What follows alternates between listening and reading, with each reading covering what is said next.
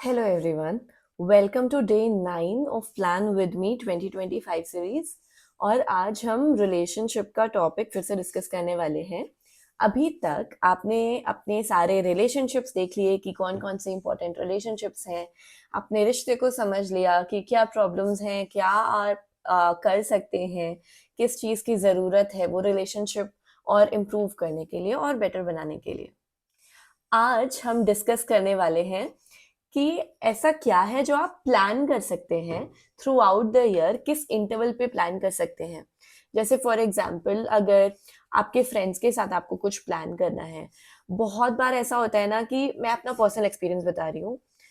मेरे बहुत सारे फ्रेंड्स सेम सिटी में रहते हैं, लेकिन उनसे मिलने के लिए भी प्लान करना पड़ता है, क्योंकि आजकल ऐसा हो गया है ना कि हम टाइम देते ही नहीं है रिलेशनशिप्स को, क्योंकि करियर इतना ज़्यादा इम्पोर्टेंट हो गया है या दूसरी चीज़ें इतनी इम्पोर्टेंट हो गई हैं।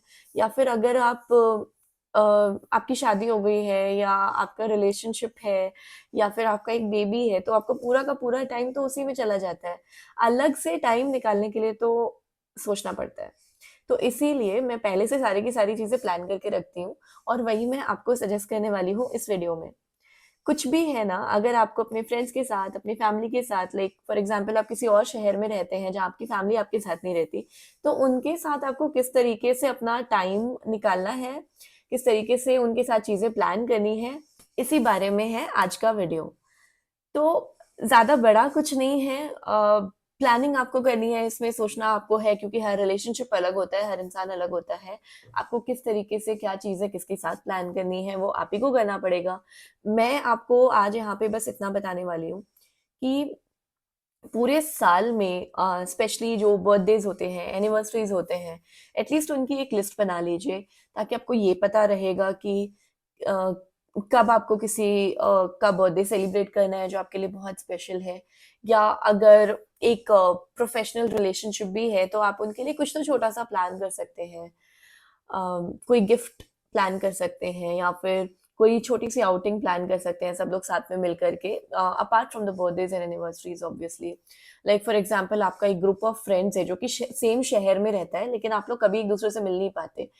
सेम कॉलेज के लोग हैं, सेम स्कूल के लोग हैं, या किसी भी तरीके से एक ग्रुप ऑफ फ्रेंड्स है, और आप साथ में मिल नहीं पाते हैं, तो प्लान कर लीजिए, साल में कम से कम 2 पिकनिक्स तो प्लान कर ही सकते हैं। या फिर कोई आउटिंग है, कोई एडवेंचर ट्रिप है, कोई स्पोर्ट्स एक्टिविटीज है जो आप वीकली कहीं जा सकते हैं, प्लेओ पे बुक करके, या इट्स जस्ट एन आइडिया। बहुत सारा कुछ हो सकता है। तो आप क्या क्या चीजें प्लान कर सकते हैं, picnics, movies, clubbings, house parties, वो एक लिस्ट बना लीजिए। क्योंकि क्या होता है, ऐसा नहीं है कि आप अदरवाइज नहीं जाएंगे। अगर हो सकता है शायद कभी आपने रैंडमली एक प्लान बनाया और बोला कि हाँ ठीक है हम चलते हैं, बट उसमें क्या होता है पता है, आपको पता नहीं है आपको स्पेंड कितना करना है। आपको पता नहीं है कि अभी आपको अगर पता है स्टार्टिंग में, तो आप उस तरीके से अपना बजट भी मेंटेन करके चलेंगे। कई बार क्या होता है, प्लान तो बन रहा है पर आपके पास पैसे नहीं है, है ना, तो वो वाली सिचुएशन ना आए। कई बार पता है क्या होता है कि सब लोग, सारे फ्रेंड्स इकट्ठे हुए और उन्होंने प्लान किया कि चलो ठीक है आज क्लबिंग चलते हैं। अभी ये वही वाला मंथ है जिसमें आपके किसी भी वजह से एक्सपेंसेस थोड़े ज्यादा हो गए, या फिर एंड ऑफ द मंथ है और आपको लग रहा है यार अब तो मतलब बजट के बाहर चला जाएगा इस मंथ का एक्सपेंस। आपने अगर पहले से प्लान करके रखा होगा ना, तो शायद आपने उसके लिए एक अलग से बजट एलोकेट किया होगा।